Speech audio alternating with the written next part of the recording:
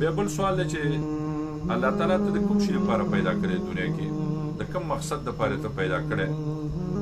نو جواب دا دی چې الله رب العزت په دنیا کې زه د خپل عبادت لپاره پیدا کړی. دا به سړی جواب ورکوي که تا نه څوک پوښتنه وکړي چې ته الله د څه لپاره پیدا کړی، نو ته به ورته ووایې چې زه الله رب العزت د خپل عبادت لپاره پیدا کړی چې د هغې یوازې عبادت او بندګي وکړم.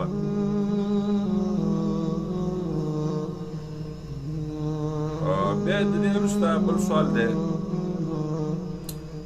چې د الله تعالی عبادت څه ته وایي؟ جواب د الله تعالی عبادت د هغه یووالی او د هغې تابعداري ده چې د الله په وحدانیت باندې اقرار وکړي، هغه یو وګڼي په ذات او په صفاتو کې او د هغې تابعدار شي. په دې باندې دلیل الله رب العزت فرمایي وما خلقت الجن والانس الا ليعبدون، ما فریان او انسانان نه پیدا کړي مګر دې لپاره چې زما عبادت وکړي، زما وحدانیت بیان کړي چې د الله سره به په عبادت کې هېڅوک نه شریکوي. بیا نه هم سوال دا دی چې الله تعالی په تا باندې د هر څه نه مخکې کوم یو شی فرض کړی دی؟ هر یو مخاطب ته سوال دی. الله تعالی په تا باندې د هر شي نه او د هر څیز نه مخکې کوم یو شی فرض کړی دی؟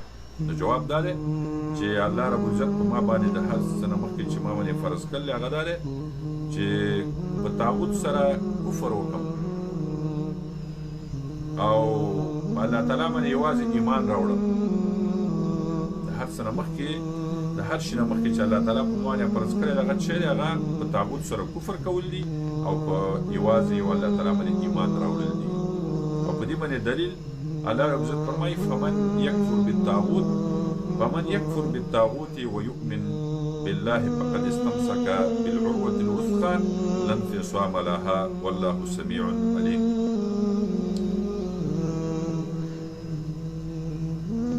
فمن يكفر بالطاغوت، څوک چې انکار وکړي د عبادت د غیر الله نه. طاغوت چې دی علما یې ډېر تعریفونه کوي، خو من جمله د تعریفاتونه یو مختصر تعریف دا دی چې کل ما عبد من دون الله فهو راض به، چې د الله نه سوا د هغې عبادت کي او هغه په دې عبادت باندې راضي، دې ته چې د طاغوت وایي. او نور مختلف تعبیرات چې دي تعریفات اهل علم او علماو کړي. الله وایي فمن یکفر بالطاغوت، څوک چې انکار وکړي د عبادت د غیر الله نه ویؤمن بالله، ایمان ولري په الله رب العزت باندې، ایمان راوړي په الله باندې، فقد استمسك بالعروة الوثقى، نو په تحقیق سره دې ټینګه ونیوله ګړۍ کلکه او مضبوطه. لا انفصام لها، چې د سره نشته دی پرې کېدل هغې لره. والله سمیع علیم، او الله تعالی چې ښه اورېدونکی دی د ټولو اقوالو د ویناګانو او ښه عالم دی په ټولو احوالو باندې. نو عبادت په سړی څه لپاره کوي؟ نو یوازې د الله رب العزت لپاره، او د غیر الله د الله نه سوا که هر څوک وي که هغه هر باطل معبود وي د هغې به عبادت نه کېږي. بیا لسم سوال دا دی چې دا مخکې تېر شه چې فقد استمسك بالعروة الوثقى، تحقیق سره یې ټینګه ونیوله هغه کړۍ کلکه مضبوطه. نو اوس تا ته وایي چې دا مضبوطه کړۍ څه شی ده؟ دا د څه نه عبارت ده؟ جواب دا دی چې مضبوطه کړۍ چې ده هغه څه ده؟ لا اله الا الله. لا اله الا الله دا کلمه ده چې لا اله الا الله. بیا ولسم سوال دا دی چې د لا اله الا الله معنی څه ده؟ نو جواب به مختصر ورکړي چې د لا اله الا الله معنی دا ده چې نشته دی لایق د بندګۍ، حقدار د بندګۍ مګر یو الله دی. لا معبود بحق الا الله.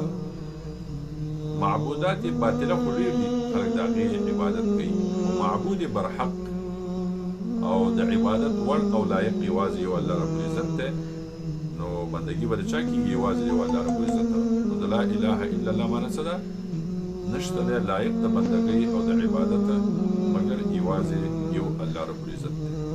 ورونو درې بنیادي اصول چې هغه په هر ایماندار سړي، په هر ایمانداره زنانه باندې فرض وو چې اول د الله معرفت پېژندنه، بیا د دین پېژندنه او بیا د خپل نبي او رسول پېژندنه. د درې بنیادي مسلو نه د اول اصل چې وو او اولنۍ مسله تاسو ته د 11 سوالونو او جوابونو په شکل کې تقدیم شو. الله رب العزت دې موږ زمونږ صحیح موحدین جوړ کړي او قرآن او د رسول الله صلی الله علیه وسلم په احادیثو د متقویه کړي او په موږ په اعمالو کې په اقوالو کې کوم زیاتی او کمی شوی الله رب العزت موږ تاسې او ټول اسلامي امت ته مغفرت وکړي.